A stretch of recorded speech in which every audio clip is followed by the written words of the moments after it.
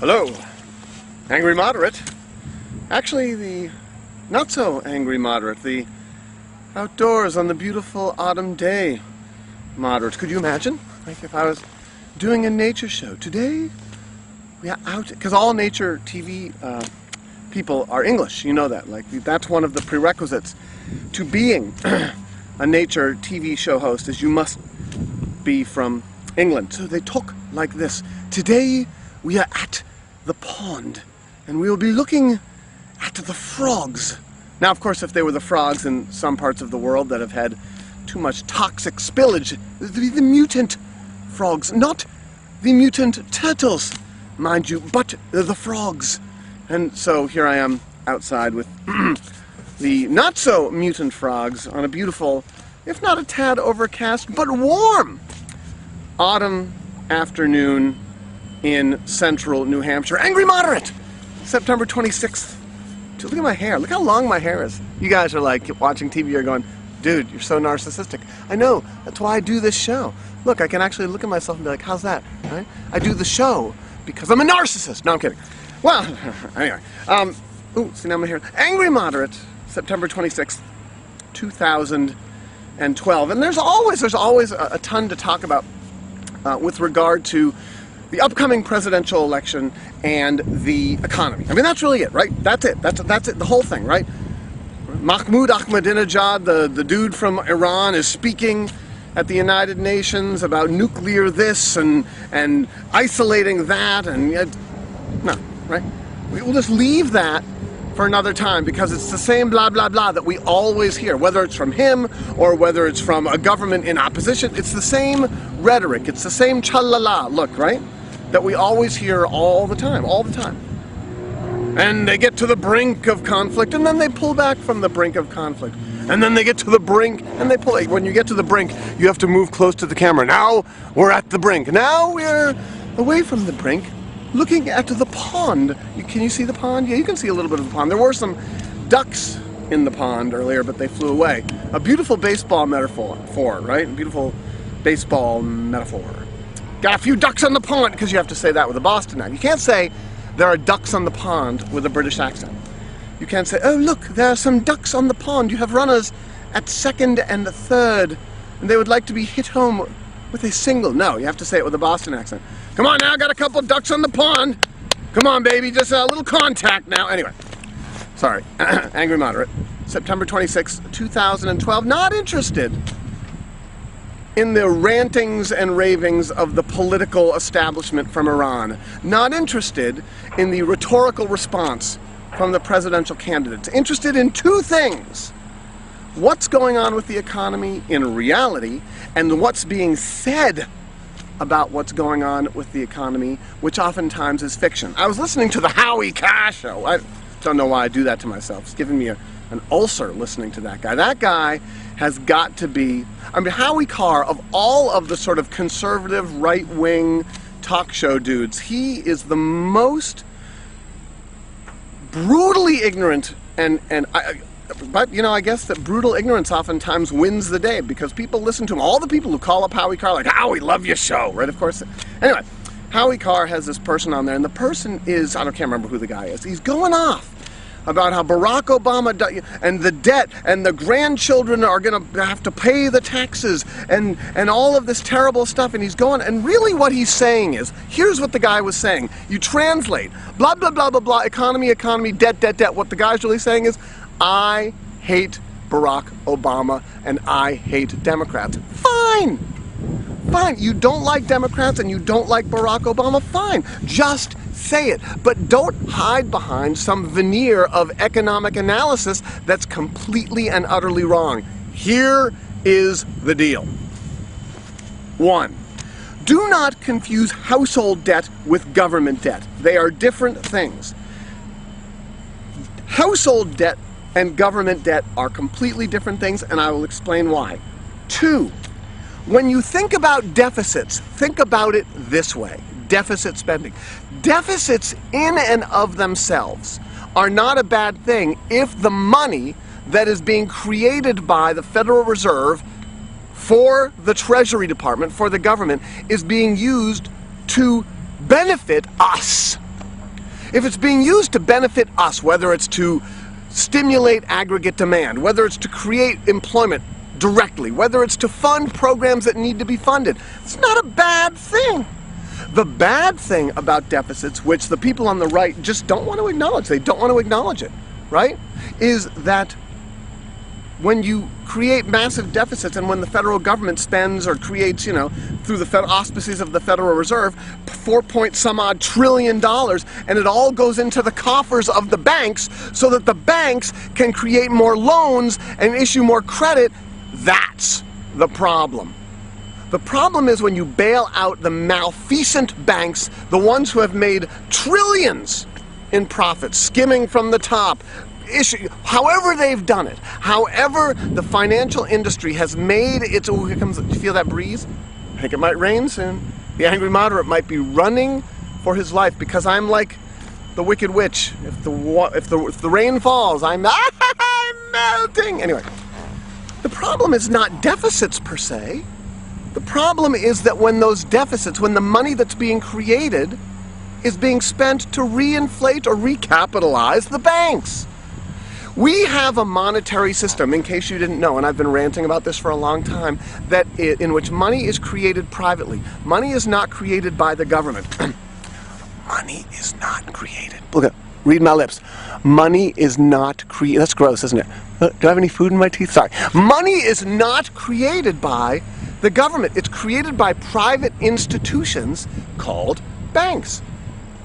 The banks create money. They're given a charter. They're basically given permission by the government and by the central bank, the Federal Reserve, to create money out of thin air in the form of, survey says, debt and loans, debt and credit. That's how money is created. And so when you go to the bank and you take out a $10,000 loan to buy the really cool Buick Skylark, the 1973 Skylark, right? And you get those $10,000 in loan, do you think that the bank goes to the vault and they're like, hey, 1, 2, 3? No, they just type it into a computer and add it into your account. That's how money is created. It's created by private institutions that are called banks. And doesn't it make sense that if you're in that industry, if you're in the financial industry, that when you create money, you're trying to make as much profit for yourself as is possible, whether that be through interest, whether that be through fees for creating the money. Well, we originated the loan, so we're going to have to charge you a couple $100 for originating the loan. Then we had to take the paperwork over to the paperwork person and get it stamped. That's another couple $100. Multiply that now by trillions. Where banks are like, let's create all of these really complicated instruments, these securities, all of this stuff that we can make millions and millions and billions of dollars in fees on, and then let's package it up all nice and neat and tidy with a bow on top and send it off to somebody else so that our hands are clean. Well, it's not our problem anymore. We gave it to somebody else. They bought it. It's an investment vehicle now. And so they have it now, and we made our money. We're going to Barbados. Love Barbados. Bankers love Barbados. Now, do I think bankers are evil? No. Do I think that I would do the same thing if I were in their position? Probably. I'm probably guided by as much by self-interest as they are. But they're the ones who did it, and we need to be clear about this. When all of these people, particularly on the political right, rant and rave and rail about Barack Obama ruining the country in deficits, they are not telling the truth. Either they're not telling the truth or they're just not, they don't have a great deal of intellectual acuity, shall we say. They're thinking with their rear brains, which is kind of an oxymoron. They're reacting. They're listening to Howie Carr, who's like, oh yeah, Obama, and he's having, and they're like, yeah, terrible, oh, awful. And the truth is that Barack Obama and Mitt Romney are just similar. They're very similar. They hold somewhat different values. Barack Obama's values, or at least the values that are espoused by Barack Obama, possibly based upon his party affiliation, I don't know, are more liberal values, are more sort of social-oriented values. Let's spend money on people who don't have it. Let's take care of poor people. Mitt Romney's values are a little bit more, let's create demand, and the poor people will get better because the rich people will get richer. Whatever. The reality is that until we realize that it's banks that create the money, not the government. And that the deficits that we are running right now wouldn't necessarily be a bad thing if those deficits, if that money that was being created, if the deficit spending was being spent on us, the middle class. But instead it goes to, as I said, recapitalize the banks. It goes to bail out the banks. TARP, the Troubled Asset Relief Program, $750 billion to the banks. Quantitative easing 3, in which the federal government, through the Federal Reserve with the permission of the federal government, whatever, the Federal Reserve buys up $40 billion a month in what are known as agency, which is government-backed, mortgage-backed securities from Fannie Mae, Freddie Mac, whatever. Now, they buy them, basically these toxic assets, they buy them, these distressed assets, they take them off the hands of who? Survey says, the banks. And when they take these assets off the hands of the banks are like, look, we're much more solvent, we're in great shape. We can go out and create yet another asset bubble. We can create another Ponzi scheme. We can do whatever, because that's what's happening. The Federal Reserve, in undertaking these policies, if they were being completely honest, would say, yeah, what we're doing is we are trying to figure out a way, how can we blow another asset bubble? How can we create growth in the economy through consumption? Well, we have to stimulate growth through the extension of credit and debt. Okay, how can we get more people to take on debt? Well, we can lower interest rates. Well, how do we lower interest rates? Well, we buy up bonds, or we buy up these troubled assets, these troubled mortgage-backed securities whose value, based upon the mortgages that are kind of form the foundation of these securities, are very, can't say they're worthless, but they're not worth a lot. They're not worth the amount that the banks say that they're worth, right? Well, why does the Federal Reserve do this? The Federal Reserve does this for one reason, to try and get more people to borrow money. And when more and more people borrow money, when there's more and more debt extended, who benefits? The banks. Again, do I think banks are evil? No. It just is what it is. But if you don't understand that, if you don't understand that this is not about Barack Obama or Mitt Romney, it's about the fact that we have a monetary system that is run by private, for-profit institutions that are going to look for any possible way to make as much money as they possibly can. And if we do not have a government that acknowledges that, and if we do not have real oversight, or if we do not have money that's created by the government itself, we're going to be here all the time. This is where we're going to be. Right here by the pond, looking out over this, what do they call it? This environmental, there's a word for it, but I can't quite remember. I'm having a bit of a brain cramp. This biosphere, where you have many frogs and turtles, and there are people up on the hill looking at me and saying, who is that strange and self-absorbed man talking into the camera and sitting in the purple chair? Anyway, when you listen to people on the radio, whether they be on the left or on the right, when you listen to people on television, whether it's CNBC, blah, blah, blah, when you listen to people in the general public talking about the evils of Barack Obama or the evils of Mitt Romney, understand that the issues that they talk about with regard to the economy, there's this extraordinary misunderstanding. Misunderstanding may be very generous of me. I think that some people understand it and just don't want to acknowledge it. But let's call it a misunderstanding. The misunderstanding is somehow that money is created by the government, and that deficits and debt are inherently always bad. Well, that's a value. The idea of debts being a bad thing is kind of a value. Neither a lender nor a borrower be. That's a value. Right? That's a personal value. If for every dollar that the government creates in deficit spending, that's a dollar that's created that could be spent on good stuff. Could be spent to help the middle class, could be spent to help people in poverty. There are all sorts of ways in which those monies that are being created could be helpful to the middle class and to the poor. But when those monies that are created by the Federal Reserve are created as a way to enrich indirectly enrich the financial industry, to blow more asset bubbles so that more and more people take out more loans, so that we get more and more people competing for the same underlying assets and bidding up the price. Look, that's what the housing bubble was. The more and more people who were able to get easy loans and easy credit for houses, they would bid more and more for the houses. I'll pay $300,000, I'll pay $400,000, I'll pay $1 million for that house. Yeah, but it's a very small house in a very small town. That's okay. I got the loan, I'll pay the money, because that house will never go down in price.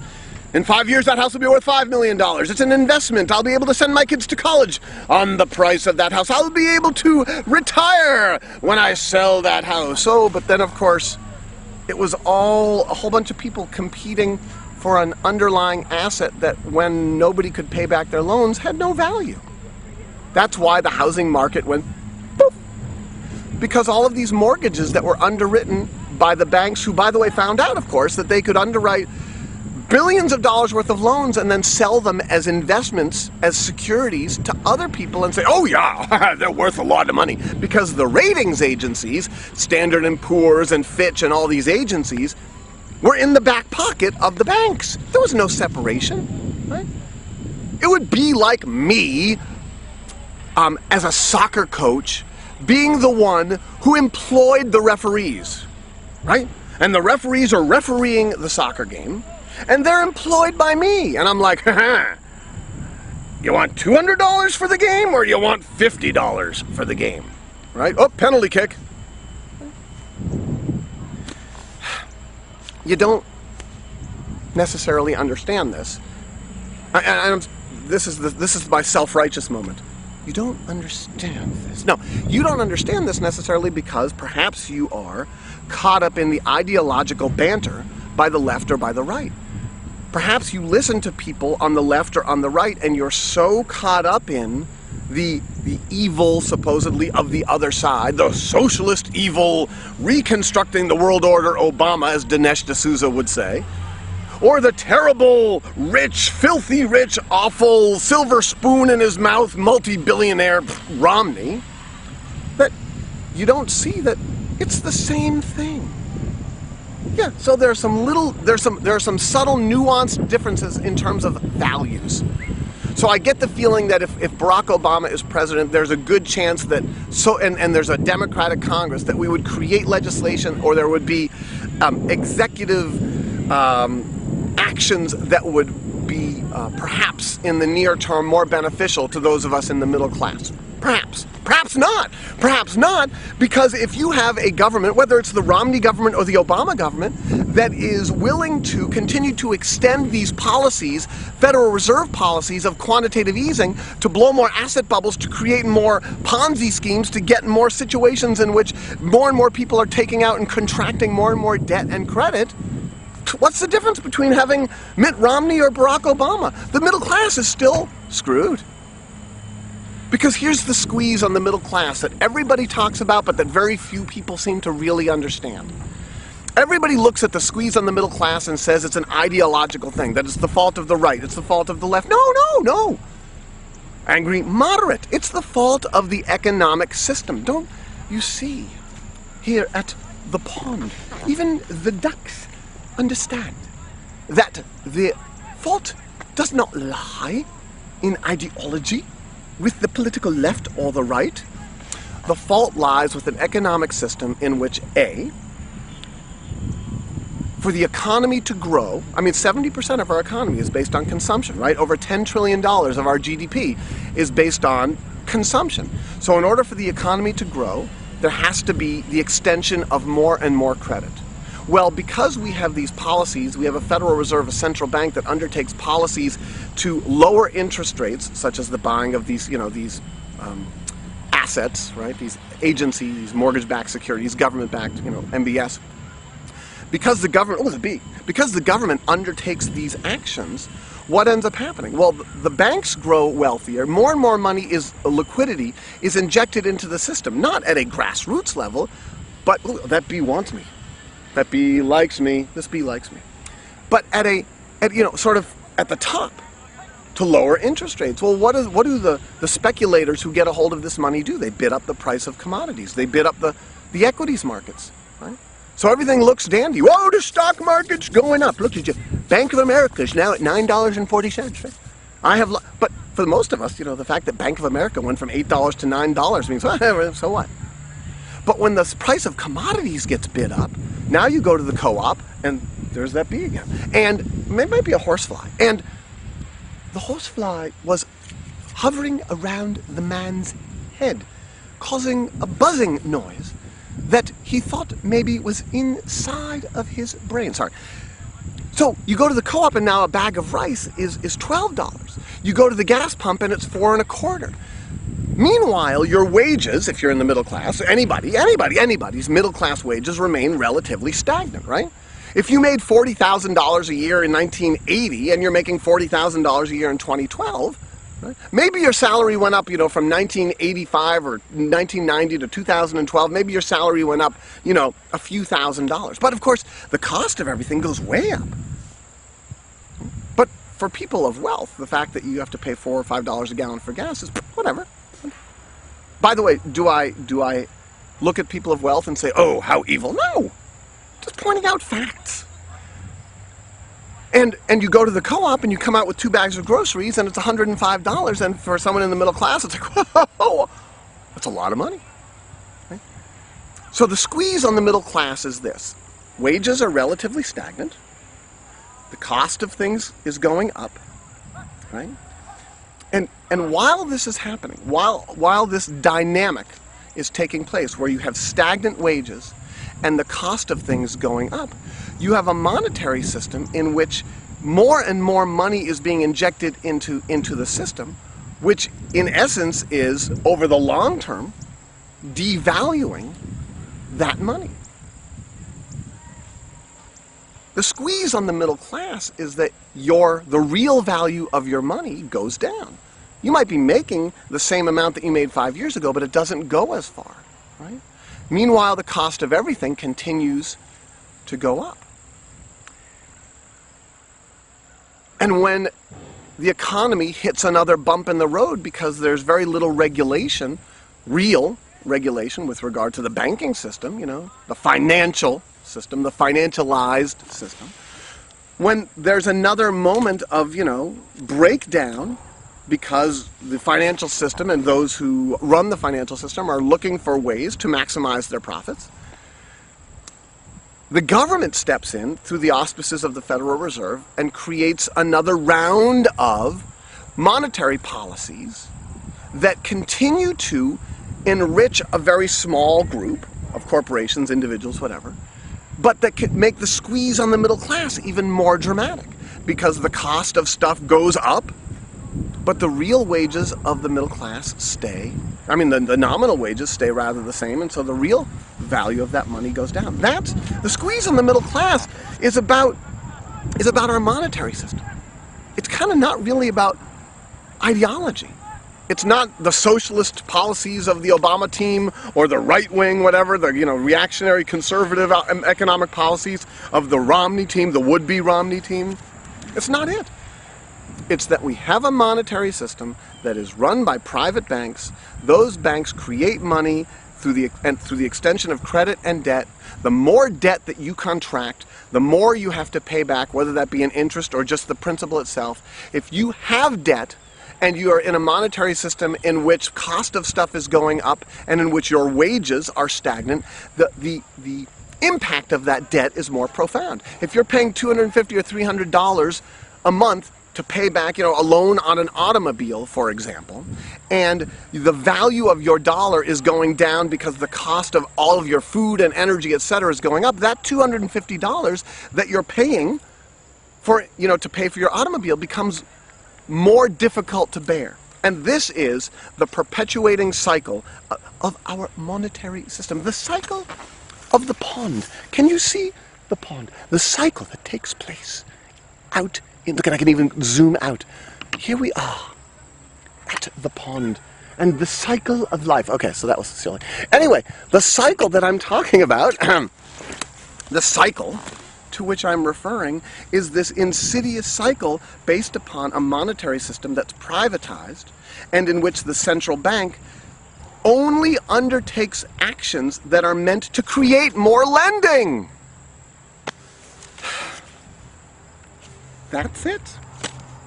That's the whole story. The whole story is that we have a monetary system that has been around for a long, long time. We have a monetary system in which money is created through the extension of debt, through the extension of credit and the creation of debt. And we continue to find more and more creative ways for banks and other financial institutions to leverage, to use debt, to leverage debt, if you will, as a way to try and make profits, speculating in the equities markets, speculating in the commodities markets.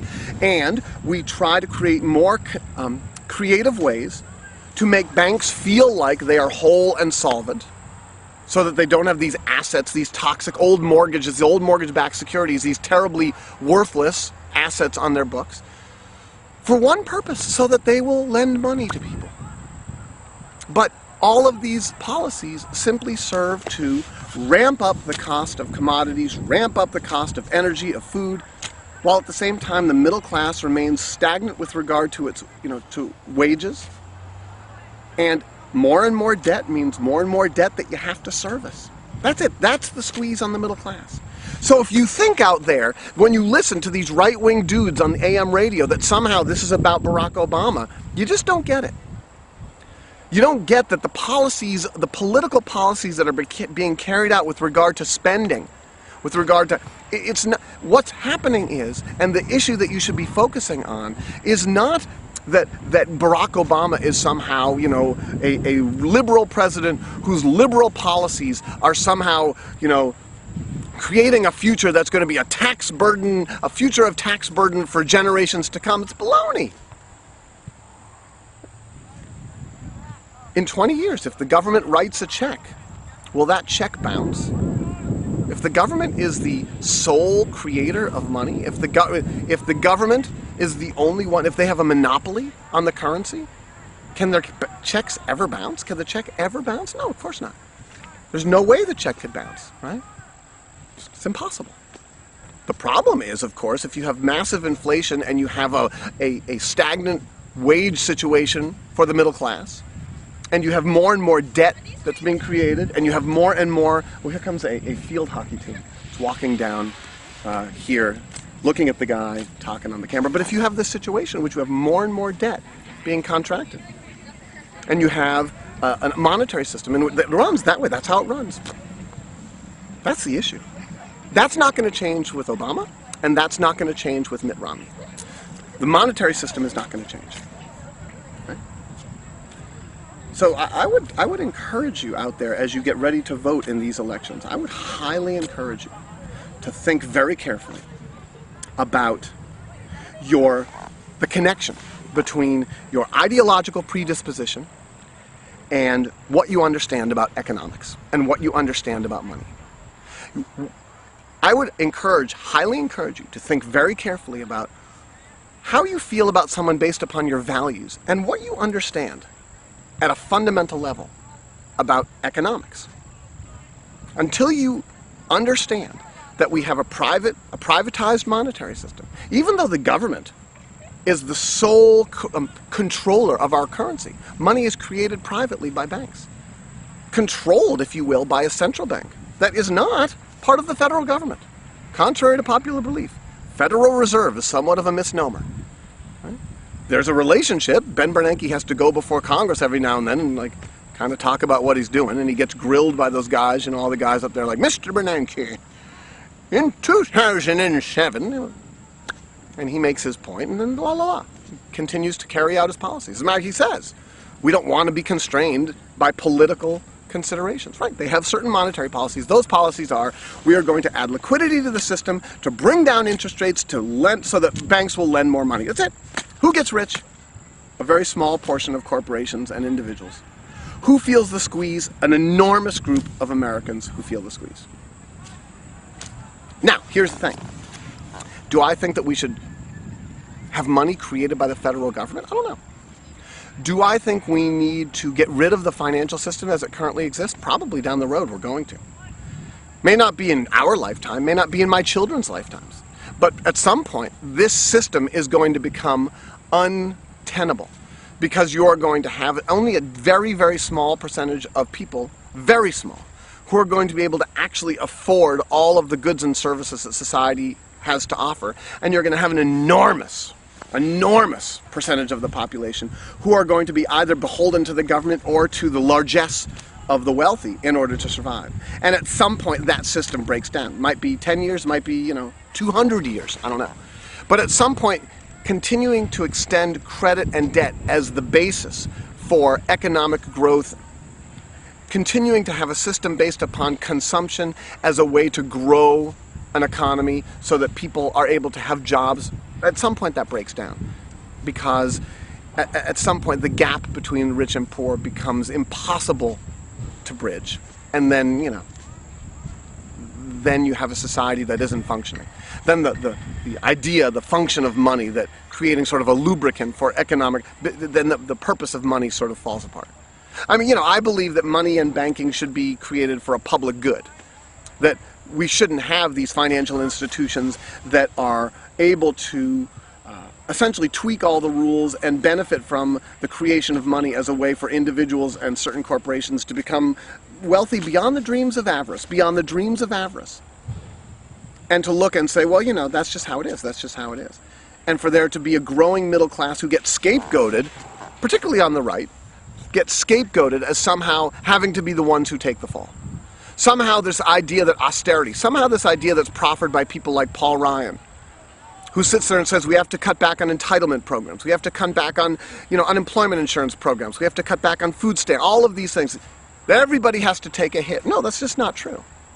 What has to happen is that when there's deficit spending, that deficit spending can't simply go to bail out the banks so that they can become whole, so that in their wholeness they can lend out more money and make billions more in profits. I mean, that's problematic. And that, I gotta tell you, that's what your political right is arguing for. But here's the problem. It's not like the political left is much better.